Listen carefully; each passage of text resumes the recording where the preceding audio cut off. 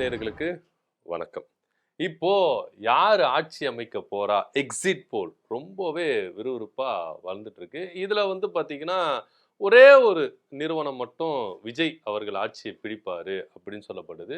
Maximum எல்லாரும் என்ன சொன்னாங்கன்னா, திமுக தான் இப்ப ஆட்சிய பிடிக்க போகுது. அதனால பிரச்சனையே கிடையாது அப்படின்னு சொல்லிட்டு இருக்காங்க.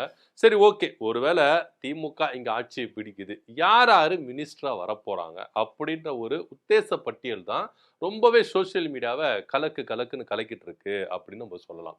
இதுல குறிப்பா கடந்த தடவை யாரு இருந்தாங்களோ, அதே தான் நெறைய பேர் என்ன பண்ணுவாங்கன்னா, அப்படியே அந்தந்த டிபார்ட்மெண்ட்ட கன்டின்யூ பண்ணுவாங்க அப்படின்னு சொல்றாங்க. இதுல சில மாற்றங்கள் ஏற்படலாம் அப்படின்னு சொல்லிட்டு. அதாவது புதுசா வந்தவங்களுக்கு இங்க வாய்ப்புகள் கொடுக்கப்படும் அப்படின்னு சொல்லப்படுது. அதாவது பழனியப்பன், அ வைத்தியலிங்கம், ஓபிஎஸ் அவர்கள், செந்தில் பாலாஜிக்கு திரும்பவும் துறைகள் ஒதுக்கப்படலாம் அப்படின்னு பேசப்படுது. ஏன் அப்படின்னு பார்த்தீங்கன்னா, கடந்த சட்டப்பேரவையில அவர் மதுவிலக்கு ஆய்வுத்துறை அமைச்சரா என்ன பண்ணாரு இருந்தாரு. மின்சாரத்துறை அமைச்சராவும் இருந்தாரு. அதுக்கப்புறம் அவர் மேல அலிகேஷன் வந்தது. அதுக்கப்புறம் அவர் கிட்டத்தட்ட 1 1/2 வருஷத்துக்கு மேல என்ன பண்ணாரு, சிறைச்சாலையிலே இருந்தாரு. பயங்கர நெருக்கடி. இலாக்கா இல்லாத ஒரு அமைச்சரா என்ன பண்ணாரு, தொடர்ந்து செயல்பட்டு இருந்தாரு. முதல்வர் ஸ்டாலின் அவர்கள் கூட என்ன பண்ணியிருந்தாருன்னா, இலாக்கா இல்லாத அமைச்சரா செந்தில் பாலாஜி தொடருவார். அவர் மினிஸ்டர் தான். ஆனா அவருக்கு டிபார்ட்மெண்ட் ஒதுக்கல அப்படின்ற ஒரு விஷயத்தை என்ன பண்ணிருந்தாங்க, செயல்பட்டு இருந்தாங்க. ஆனா தொடர்ந்து இத அமலாக்கத்துறை என்ன பண்ணாங்கன்னா எதிர்த்துட்டே வந்தாங்க. அவர் மினிஸ்டரா இருக்கிறதுனால பல சாட்சியங்களை அளிக்கிறதுக்கான வாய்ப்புகள் இருக்கு. அதனால அவர் மினிஸ்டர் பதவியில இருந்து ராஜினாமா பண்ணணும் அப்படின்னு சொல்லிட்டு பல நெருக்கடிகளை கொடுத்தாங்க. இதனால கூட அவருக்கு முன்ஜாமீன்கள் மறுக்கப்பட்டது அப்படின்னு சொல்லப்படலாம். அதுக்கப்புறம் ஒரு காலகட்டத்தில் சரிப்பா ஓகேப்பா நான் மினிஸ்டரா இல்ல நான் ராஜினாமா பண்ணிடுறேன் அப்படின்ற ஒரு முடிவுக்கு வந்தாரு. சொன்ன உடனே அவருக்கு என்ன பண்ணாங்க, முன்ஜாமீன் கொடுத்தாங்க. ஆனா இதுவரைக்கும் அமலாக்கத்துறை செந்தில் பாலாஜி மேல கரெக்டான ஒரு எவிடன்ஸ் கொடுத்திருக்காங்களா அப்படின்னா கொடுக்கவில்லை. உச்சநீதிமன்றம் வரைக்கும் போய் கூட அமலாக்கத்துறை தான் கொட்டு வாங்கிட்டு வந்ததை கண்டி செந்தில் பாலாஜி மேல சரியான ஒரு எவிடன்ஸை முன்வைக்கப்படல அப்படின்னு பார்க்கப்படுது.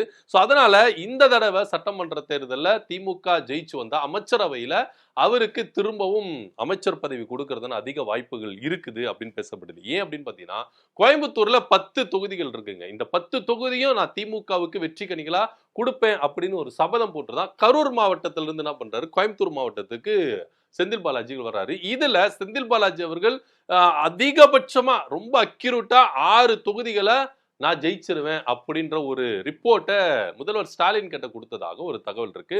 சோ அதன் அடிப்படையில ஏற்கனவே அமைச்சரவையில இருந்து கொங்கு பெல்ட்ல ஓரளவுக்கு திமுக கொடிகளை நாட்டுனார்னா அது செந்தில் பாலாஜி அப்படின்றதுல எந்தவித மாற்று கருத்து இல்ல. சோ இந்த தடவை அமைச்சரவையில அவருக்கு கன்ஃபார்மா இடம் உண்டு அப்படின்னு பேசப்படுது. அடுத்தடுத்து நம்ம பாத்தீங்கன்னா ஓபிஎஸ் ஐயா ஓபிஎஸ் அவர்கள் பாத்தீங்கன்னா அதிமுகவில இருந்து விலகி தொண்டர்கள் உரிமை மீட்பு கழகம் அப்படின்னு ஒரு விஷயத்தை ஆரம்பிச்சிருந்தாரு. அதுக்கப்புறம் ஓபிஎஸ் கூட இருந்த மனோஜ் பாண்டியனா இருக்கட்டும், வைத்தியலிங்கமா இருக்கட்டும், அடுத்தடுத்து என்ன பண்ணாங்கன்னா திமுக போயிட்டு என்ன பண்ணாங்க, ஐக்கியமானாங்க. இதனால ஐயா ஓபிஎஸ் அவர்கள் தனித்து கட்சி ஆரம்பிக்க போறாரா, இல்ல எப்படி விஜய் கூட போய் சேர போறாரா இப்படின்ற ஒரு குழப்பம் நிலவிட்டு இருந்தது. அதிரடியா என்ன பண்ணாரு, அறிவாலயத்துக்கு வண்டியை உடுப்பா அப்படின்னு சொல்லி என்ன பண்ணாரு, அறிவாலயத்துக்கு வண்டியை விட்டாரு. எல்லாருக்குமே ஒரே ஆச்சரியம், என்னப்பா ஒரு கார்ல அதிமுக கொடி பறந்தது, அந்த இடத்துல திமுக கொடியா? அதிமுக கரவெட்டி கட்டுனவரு திமுக கரவெட்டியா? என்ன ஒன்னும் புரியலையே அப்படின்னு சொல்லிட்டு எல்லாருமே ஆச்சரியமா இருந்தாங்க. ஆனா இருந்தாலும் இதெல்லாம் ஒரு அரசியல் கணக்கு அப்படின்னு சொன்னேன். ஏன்னா அரசியல்ல நிரந்தர நண்பனும் கிடையாது, நிரந்தர எதிரியும் கிடையாது. ஏன்னா ஐயா ஓபிஎஸ் அவர்கள் முன்வைக்கிற ஒரு விஷயம் என்ன அப்படின்னு பாத்தீங்கன்னா, இன்னைக்கு பாஜக தமிழ்நாட்டை எப்படியாச்சுன்னா கவர் பண்ணிடணும், பிடிச்சிடணும் அப்படின்ற ஒரு நோக்கத்தில் இருக்கு. திராவிட கட்சிகள் கொஞ்சம் கொஞ்சமா அதிமுக அப்படின்ற ஒரு திராவிட கட்சி கொஞ்சம் கொஞ்சமா அழிந்துட்டு வருது. இன்னமும் இங்க தமிழ்நாட்டுல தொடர்ந்து போராடுற அண்ணா வழியில, பெரியார் வழியில போராடுற ஒரே திராவிட கட்சி என்னன்னா அது திமுக தான். சோ தாய் கழகமான திமுகவில் போய் நான் இணைச்சிக்கிறேன். ஏன்னா எம்ஜிஆர் அவர்கள் திமுகல தான் இருந்தாரு. திமுகல இருந்து விலகிதான் அண்ணா திமுக அப்படின்ற ஒரு விஷயத்தை எம்ஜிஆர் அவர்கள் ஆரம்பிக்கிறார். சோ அதனால எம்ஜிஆர் ஆரம்பிச்ச அண்ணா திமுக, அந்த எம்ஜிஆர் எங்க இருந்தாரு, திமுகல தான் இருந்தாரு. சோ அண்ணா திமுக இன்னைக்கு சரியா செயல்படல. அதனால நான் தாய் கழகமான திமுகல நான் போய் சேர்ந்துறேன்னு சொல்லிட்டு அதிரடியை கொடுத்தாரு. சோ அப்பவே எல்லாரும் பரபரப்பா பேசப்பட்டது, எப்படியாவது ஐயா ஓபிஎஸ் அவர்களுக்கு அமைச்சரவையில திமுக ஜெயிச்சு வந்துச்சுன்னா அமைச்சரவையில ஒரு பதவி கொடுப்பாங்கப்பா அப்படின்னு பேசப்பட்டது. ஆனா இதுல யாருமே எதிர்பார்க்காத ஒரு ட்விஸ்ட் என்ன அப்படின்னு பாத்தீங்கன்னா, அங்கதான் முத்துவேல் கருணாநிதி ஸ்டாலின் அவருடைய மூளைய நம்ம இங்க பாராட்டி ஆகணும். என்ன அப்படின்னு பாத்தீங்கன்னா, அதிமுகவில் ஐயா ஓபிஎஸ் அவர்களை தொடர்ந்து ஒதுக்குனாங்க. எடப்பாடி பழனிசாமி எல்லாம் எந்த அளவுக்கு எக்ஸ்ட்ரீம் லெவலுக்கு போயிட்டு அவர் அசிங்கப்படுத்தணுமோ, கேவலப்படுத்தணுமோ, வெக்கப்படுத்தணுமோ அந்த அளவுக்கு வெக்கப்படுத்தினாங்க.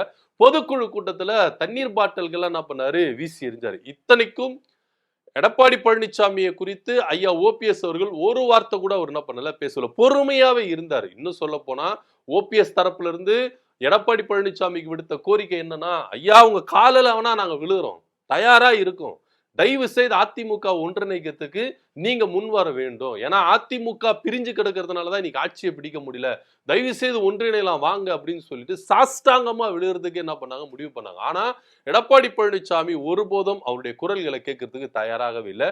இத்தனைக்கும் ஐயா ஓபிஎஸ் அவர்கள் நிபந்தனையற்ற ஆதரவு நான் தரேன், எனக்கு எந்த பதவியும் வேண்டாம், எந்த பொறுப்பும் வேண்டாம், என் கூட இருக்கிறவங்களுக்கு கொடுத்தா போதும், எனக்கு எதுவுமே வேண்டாம், அதிமுக ஒன்றிணைகிறதுக்கு நான் முழுசா இறங்கி வரேன், எனக்கு எவ்வளவு துரோகம் செஞ்சிருக்கிறார் எடப்பாடி பழனிசாமி, இன்னைக்கு எவ்வளோ வெக்கங்களை ஏற்படுத்தியிருக்கிறார், அவமானங்களை ஏற்படுத்தி, எல்லாத்தையும் நான் மன்னிச்சுட்டு வந்துடுறேன் அப்படின்னு சொன்னார் ஐயா ஓபிஎஸ் அவர்கள். இருந்தாலும் எடப்பாடி பழனிசாமி விடாப்பிடியா என்ன பண்ணாரு, ஐயா ஓபிஎஸ் அவர்களை உள்ள சேர்த்துக்கிறது தயாராகவில்லை. அதிமுக ஒன்றிணைத்துக்கு ஆதரவா வந்த சப்போர்ட்டிங்கா வந்த செங்கோட்டைன்னு என்ன பண்ணாரு, கட்சி விட்டு அதிரடியா நீக்கினாரு. சோ இந்த மாதிரி ஒரு செயல்ல எடப்பாடி பழனிசாமி இருந்தாரு. சோ தொடர்ந்து ஒதுக்குனார். இன்னும் சொல்ல போனா அதிமுகவில் ஐயா ஓபிஎஸ் அவர்கள் எதிர்கட்சி துணைத் தலைவரா இருந்தாரு. எதிர்கட்சி தலைவரா எடப்பாடி பழனிசாமி, துணைத் தலைவரா ஐயா ஓபிஎஸ் அவர்கள். அவர் இருந்த இடத்துல நான் உட்கார மாட்டேயா, அவர் சட்டமன்றத்துக்குள்ள வந்தா நான் வரமாட்டேன், அவர் முதல்ல இடத்த மாத்துங்க, முதல்ல அவர்கிட்ட இந்த பதவியை பிடுங்குங்க அப்படின்னு ரொம்பவே என்ன பண்ணாரு, நெருக்கடி கொடுத்தாரு எடப்பாடி பழனிசாமி. சோ இதெல்லாம் கணிச்சு வச்சு முதல்வர் மு.க. ஸ்டாலின் அவர்கள் ஒரு பிளான் ஒண்ணு போடுறாருங்க. என்ன அப்படின்னா, இந்த தடவை ஆட்சி அமைச்சுட்டா, திமுக ஆட்சி அமைச்சுட்டா அமைச்சரவையில ஐயா ஓபிஎஸ் அவர்கள் தான் சபாநாயகர். ஏன்னா சபாநாயகர், நீங்க சட்டமன்றத்துக்குள்ள போட்டீங்கன்னா சபாநாயகர் தான் தலைவர். சபாநாயகர் வராருன்னா அட்டன் டைம் எல்லாரும் எழுந்து நிக்கணும், முதல்வரா எழுந்து நிக்கணும், எதிர்கட்சி தலைவரா நிக்கணும், எல்லா மினிஸ்டர் எம்எல்ஏக்கள் எல்லாம் எழுந்து என்ன பண்ணணும், வணக்கம் சொல்லணும். சோ எங்க வச்சாரு பாத்தீங்களா முதல்வர் ஸ்டாலின் அவர்கள் செக்கு எடப்பாடி பழனிசாமிக்கு. ஏன்னா அவரு இடத்துல உட்கார கூடாதுன்னு நீங்க என்ன பண்ணீங்க, துரத்துனீங்க. அவரு அந்த பதவி இருக்கணும்னு. இனி அவர் வந்தாதான் நீ எழுந்து நிக்கணும், அவர் உட்கார சொன்னாதான் நீங்க உட்காரணும். எதுக்கு இதுல இன்னொரு விஷயம் என்னன்னா, ஓபிஎஸ் அப்படின்ற ஒரு விஷயத்த அவர் வாயில இருந்து சொல்ல மாட்டேன் அப்படின்னாரு எடப்பாடி பழனிசாமி. இன்னைக்கு நிமிஷத்துக்கு நிமிஷம் நம்ம சொல்லலாம், மாண்புமிகு சபாநாயகர் அவர்களை, மாண்புமிகு சபாநாயகர்களை, எதுக்கத்தாலும் நீங்க அவர் பேரை சொல்லிதான் ஆகணும், வேற வழியே கிடையாது. அவர் அனுமதிச்சாதான் அவனுக்கு பேச்ச அதை முதல்ல தெரிஞ்சுக்க அப்படின்ற ரேஞ்சுக்கெல்லாம் போயிட்டாங்க. ஏன்னா சபாநாயகர் அனுமதிச்சாதான் அங்க இருக்கிற உறுப்பினர்கள் எல்லாருமே பேச முடியும். சோ சபாநாயகர் அனுமதிக்கலன்னா அமைதியா இருக்கணும். இன்னும் சொல்ல போனா அவங்களை கூண்டோட வெளியேத்துங்க அப்படின்னு சபாநாயகர் உத்தரவிட்டா வெளியேற்றிடுவாங்க, அவ்வளவுதான், வேற ஒண்ணும் பண்ண முடியாது. சோ இந்த மாதிரி இடத்துலதான் முதல்வர் ஸ்டாலின் அவர்கள் பயங்கரமா எடப்பாடி பழனிசாமி செக் வைத்தாரு. சபாநாயகரா ஐயா ஓபிஎஸ் அவர்கள் வர்றதுக்கான அதிகப்படியான வாய்ப்புகள் இருக்கு. ஏன்னா நீங்க யாரை ஒதுக்குனீங்களோ, யாரை நீங்க வந்து உக்கார இடத்துல கூட உட்கார மாட்டேன், ஒரு பக்கத்திலே உட்கார மாட்டேன் அப்படின்னு நீங்க ஒதுக்குனீங்களோ, அவர் வந்தா நீங்க எழுந்து நிக்கணும், அவர் உட்கார சொன்னாதான் உட்காரணும். சோ அப்படி இருக்கு. இன்னும் சொன்னாலும் அவருக்கு வணக்கம் வைக்கணும். ஐயா ஓபிஎஸ் அவர்கள் சபாநாயகர் ஆயிட்டாருன்னா எழுந்து நின்று வணக்கம் வைக்கணும். என்ன பண்ணுவீங்க, நீங்க சபைக்கே வராம இருந்துருவீங்களா? எப்படி இருந்தாலும் வந்துதான் ஆகணும். அப்புறம் உங்க தொகுதியில உங்களை மக்களை வந்து எங்க சார்பா நீங்க போய் பேசுங்க, தொகுதிக்கு நல்லது செய்யுங்கன்னு சொல்லிட்டு எல்லா மக்களையும் ஏமாத்துற மாதிரி இடல. ஏன்னா ஐயா ஓபிஎஸ் அவர்கள் வந்துட்டா எழுந்து நிக்கணும், அவருக்கு வணக்கம் சொல்லணும், நிமிஷம் அவர் வாயிலா தான் நீங்க என்ன பண்ணணும், கேள்விகளை முன்வைக்கணும், பேசணும், எல்லாமே இருக்கு. அவர் அனுமதிச்சாதான் நீங்க பேசணும். எந்த இடத்துல வச்சாரு பாருங்க முதல்வர் ஸ்டாலின் அவர்கள் செக். இந்த மாதிரி விஷயங்கள் ஐயா முதல்வர் ஸ்டாலின் அவர்கள் ஐயா ஓபிஎஸ் அவர்களுக்கு கொடுக்கறதான வாய்ப்புகள் இருக்கு. சோ சபாநாயகரா இங்க ஐயா ஓபிஎஸ் அவர்கள் வரதுக்கு வாய்ப்புகள் இருக்குது அப்படின்னு சொல்ல. அடுத்தபடியா பழனியப்பனும் வைத்தியலிங்கமும் இங்க இந்த அமைச்சரவையில இடம்பெறதுக்கான வாய்ப்புகள் இருக்கு. ஏன்னா அவங்கள கொஞ்சம் சீனியர், அதிமுக ஆட்சி காலத்திலேயே அவங்கள மினிஸ்டரா இருந்தவங்க கொஞ்சம் சீனியரா இருக்காங்க. சோ அவங்களையும் உற்சாகப்படுத்த, இது சமூக ரீதியா மாவட்ட ரீதியா இந்த இடத்துல பலப்படுத்துறதுக்கு இவங்களெல்லாம் முதல்வர் ஸ்டாலின் அவர்கள் அமைச்சர் பதவி கொடுக்கிறாரு அப்படின்னு பேசப்படுது. சோ எதுவா இருந்தாலும் இந்த ஆட்சி அமைக்கிறாங்கல்ல, இந்த 2026ல திமுக ஆட்சி அமைகிற அந்த அமைச்சரவையில பல மாற்றங்கள் ஏற்படுறதுக்கான வாய்ப்புகள் இருக்குது. ஒரு மாதிரியான ஒரு அமைச்சரவை இருக்கிறதுக்கான வாய்ப்புகள் இருக்குங்க. ஏன்னா பவர்ஃபுல் மிக்க ஒரு நபர்களை வந்து என்ன பண்ண போறாரு, ஒவ்வொரு துறையிலும் முதல்வர் ஸ்டாலின் அவர்கள் கொண்டு வர போறாரு அப்படின்னு போறது. ஸோ கடந்த அமைச்சரவை காட்டிலும் இந்த அமைச்சரவை கொஞ்சம் ஸ்ட்ராங்காவே இருக்கும், கொஞ்சம் பலமாவே இருக்கும் பார்க்கறது. இன்னொரு விஷயம், கொஞ்சம் வேலைகளும் பல விதமா செய்யப்படுறதுக்கான வாய்ப்புகளும் இருக்குது. அப்படின்னா எப்படி பார்த்தாலும் ஒரு விதத்துல எடப்பாடி பழனிசாமிக்கு செக் வச்சிருக்கிறாரு முதல்வர் ஸ்டாலின் அவர்கள். ஏன்னா சபாநாயகரா ஐயா ஓபிஎஸ் அவர்கள் நியமிச்சா எடப்பாடி பழனிசாமிக்கு என்ன பண்றது ஏது பண்றதுன்னு தெரியல, பொறுத்து தான் பார்க்கணும். இதை பத்தியோட கருத்து அப்படின்னு கீழே கமெண்ட் பண்ணுங்க. நன்றி, வணக்கம்.